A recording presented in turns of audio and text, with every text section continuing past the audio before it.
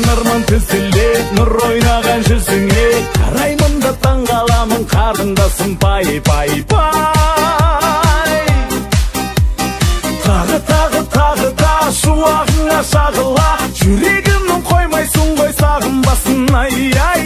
Бүгінде серімін деген Серікбол Сайлаубек осыдан бірер жылдар бұрын Қайрат Нұртасты камераға түсіріп, қараша халыққа осылай түрін танытқанды. Ақылы алтау, ой жетеу жігіт ағасы сол ісіне еш арланған емес.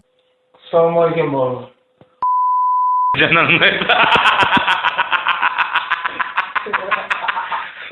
Ассалаумағалейкум бауырлар. Сіздермен Қайрат Нұртас шықты. Қош жүрек концертіне қош келіпсіз. Қайрат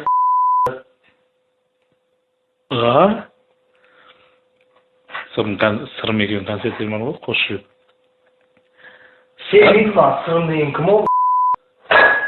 Сырым Қайратқа гүл сыйласа, Қайрат Сырымға ол сыйласын атты концертіне қош келіпсіз. Қашар дүканың приколдарын келмеш маңна. Жаңағын айтшы өзің, жігітсің ма, айт. Зарежу, бауыздаймын, ты же мужик, говори. Камера здесь, ты же без камеры не можешь, говори. Давай, я слушаю. Тіпті қазірде киелі сахнаға бұрынғы досы биімен келді.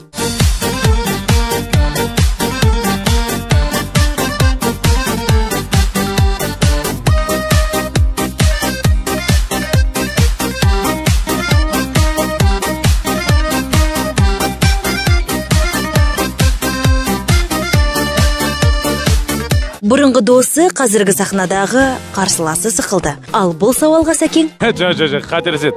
Он Қайраттан сұрау керек, ол кімнен үйренді екен.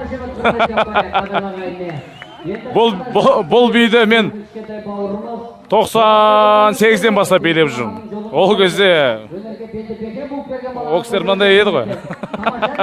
Сондықтан да кімнен үйренгенін оның өзінен сұрасаңдар өзі айтып береді. Осылай достықтың қыларқанын кескен Серікбол сескенбей-ақ бұрынғы досымен бір сахнаны бөлісіп жүр. Тегін концерт беріп, қазірде келелі кездесу ұйымдастыруда. Менің жеке өз мақсатым бөліп жармай, тегін площадьтарға, стадиондарға тегін концертін беремін. Бүкіл Қазақстанда. Мені ешкім тоқтата алмайды. Талайды дос санап кейін тепеуш көрген Қайраттың анасы Гүлзира ханым Серікбол секілді ұлының достарынан көңілі қалған. Сондықтан болар баласының келешегіне бұлай алаңдайды. Қайратқа одан кейін бәле таңылып, қашан көрсең сол алдынан жаңағы нетіп жүреді, кес-кестеп, жаңағы аяғынан шалып, мен ойлаймын, ол дұрыс емес деп едім. Менің орнымда мүмкін басқа продюсер болғанда, қатыгездеу болғанда басқаша тәсіл қолданар ма еді. Енді мен анасы болғасын кішкене мейірімділігім көбейіп кетеді.